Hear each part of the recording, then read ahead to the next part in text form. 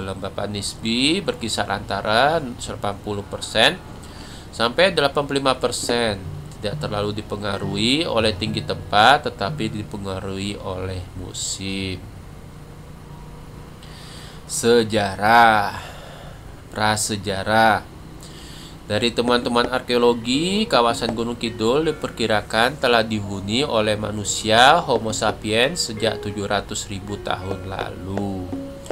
Banyak ditemukan petunjuk keberadaan manusia yang ditemukan di gua-gua dan ceruk-ceruk di perbukitan karst Gunung Kidul, terutama di Kecamatan Ponjong. Kecenderungan manusia menempati Gunung Kidul saat itu disebabkan sebagian besar dataran rendah di Yogyakarta masih digenangi air. Kedatangan manusia pertama di Gunung Kidul terjadi pada akhir periode Pleistosen. Saat itu, manusia ras Australoid bermigrasi dari Pegunungan Sewu di Pacitan, Jawa Timur, melewati lembah-lembah karst Wonogiri, Jawa Tengah, hingga akhirnya mencapai pesisir pantai selatan Gunung Kidul melalui jalur Bengawan Solo Purba. Dari sekitar 460 gua karst di Gunung Kidul, hampir setengahnya menjadi hunian manusia purba. Dari 72 gua horizon di ujung utara Gunung Sewu, tepatnya di Kecamatan Ponjong yang terapit Ledok Wonosari di barat dan Ledok Baturetno di timur. 14 gua diantaranya merupakan bekas hunian manusia purba dan 2 diantaranya sudah diekskavasi, yaitu Song Betar dan Song Blendrong. Di Ceruk Song Betar yang pernah menjadi hunian Homo sapiens ditemukan 8 individu yang terdiri dari 5 dewasa, 2 anak-anak dan 1 bayi. Juga ditemukan alat-alat batu seperti batu giling, beliung persegi dan mata panah. Sementara di Song Blendrong ditemukan banyak tulang, peralatan batu, tanduk, dan serut kerang yang berserakan di lantai ceruk. Selain itu, di Gua Seropan di Kecamatan Semanu juga ditemukan bukti keberadaan manusia purba. Di lorong lama gua itu banyak ditemukan cetakan tulang purba di dinding-dinding lorong.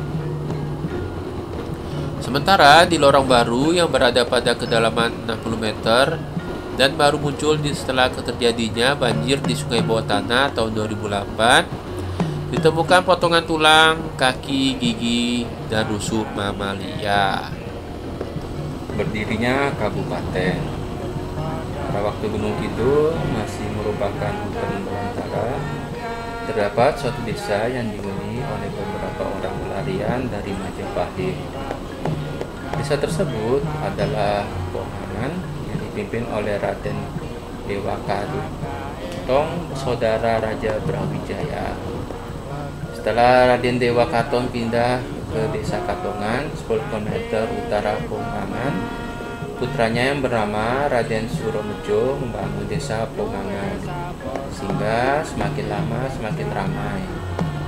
Beberapa waktu kemudian Raden Suromejo pindah ke Karangmojo. Perkembangan penduduk di daerah Gunung Kidul itu didengar oleh Raja Mataram, Sunan Amangkurat Amral yang berkedudukan di Kartosuro. Kemudian ia mengutus Senopati Kitumenggung Prawirobekso agar membuktikan kebenaran berita tersebut. Setelah dinyatakan kebenarannya, Temenggung Prawirobekso menasihati Raden Suromejo agar meminta izin pada Raja Mataram karena daerah tersebut masuk dalam wilayah kekuasaannya. Raden Suromejo tidak mau, dan akhirnya terjadilah peperangan yang mengakibatkan dia tewas. Begitu juga 2 anak dan menantunya. Di Poncodirjo yang merupakan anak Raden Suromejo akhirnya menyerahkan diri. Oleh Pangeran Sumbernyowo diangkat menjadi Bupati Gunung Kidul I. Namun Bupati Mas Temenggung Poncodirjo tidak lama menjabat karena adanya penentuan batas-batas daerah Gunung Kidul antara Sultan dan Mangkunegaran II pada tanggal 13 Mei 1831. Gunung Kidul selain Ngawen sebagai daerah enklave Mangkunegaran menjadi kabupaten di bawah kekuasaan Kesultanan Yogyakarta. Mas Tumenggung Poncodirjo diganti Mas Tumenggung Prawiro Setiko yang mengalihkan kedudukan kota kabupaten dari Ponjong ke Wonosari. Menurut MRRM Suryo Diningrat dalam bukunya Pemerintahan Praja Kewajewan yang dikuatkan buku De Forstenzaden terbitan 1931 tulisan J.P. Rovard dan pendapat BM.Mr. A.K. Pringgodigdo dalam bukunya Ontstaan en Groei van het Mangkunegoro Sostrits. Berdirinya Gunung Kidul daerah administrasi tahun 1831 setahun usai Perang Diponegoro bersamaan dengan terbentuknya kabupaten lain di Yogyakarta.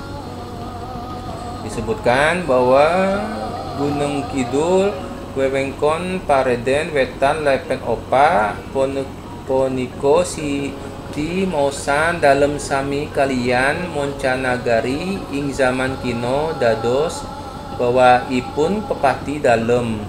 Ing tahun 1831 Nagara Agung sarta Mancanagari nipun Yogyakarta sampun dipun perang-perang Mataram dados 3 wewengko dene panggagaipun wewengko satunggalipun dipun wastani Bupati Wadono Distrik Kaparingan Sesebatan Tumenggung Inggi Ponikun Sleman Romijin Tenggong Kalasan serta Bentul Siti Mausan dalam ing pengasi dipun kuwaosi dening Bupati Wadono Distrik Pamejangan dalem.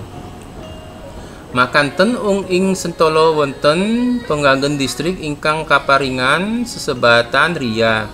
Gunung Kidul ingkang nyepeng Siti Mausan dalam sebatan nipun Ria. Maaf kalau ada penyebutan yang salah.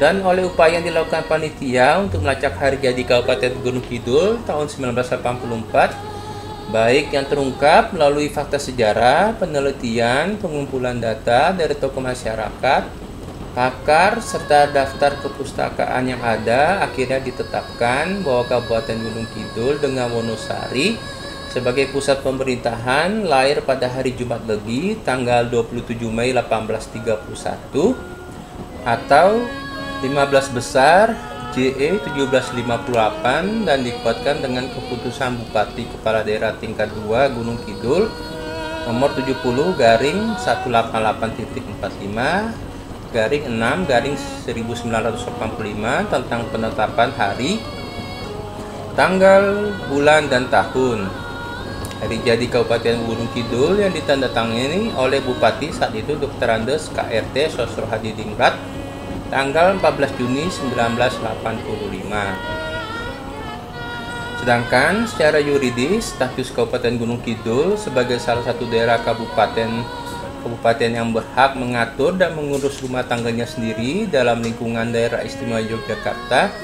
dan berkedudukan di Wonosari sebagai ibu kota kabupaten ditetapkan pada tanggal 15 Agustus 1950 dengan Undang-Undang Nomor 15 Tahun 1950 JO Peraturan Pemerintah Nomor 32 Tahun 1950 pada saat Gunung Kidul dipimpin oleh KRT Labaningrat.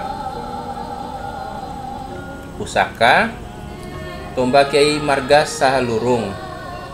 Pusaka Tombak Kiai Marga Salurung merupakan pusaka pemberian dari Raja Yogyakarta Mangkubuwono X pada Minggu 27 Mei 2001 saat perayaan hari jadi ke-170 Kabupaten Gunung Kidul. Tombak pusaka yang memiliki di dapur baru cekel Warangkaka Jeng Sana Keling melambangkan agar pemerintah Kabupaten Gunung Kidul tetap memiliki tekad utama untuk mencapai cita-cita luhur yang berakar kuat dan selalu berpihak kepada rakyat. Para pemimpin dan rakyatnya memiliki sikap salurung atau searah setujuan, seia sekata, sayak saeka, Kapti dalam koridor demokrasi yang berarti berat sama dipikul, ringan sama dijunjing, yang sadar haknya tetapi juga menghormati hak orang lain dan tahu pasti kewajibannya. Pusaka yang kedua, tombak Kiai Panjolo Panjul, dan pusaka yang ketiga adalah songsong payung Kiai Robyong.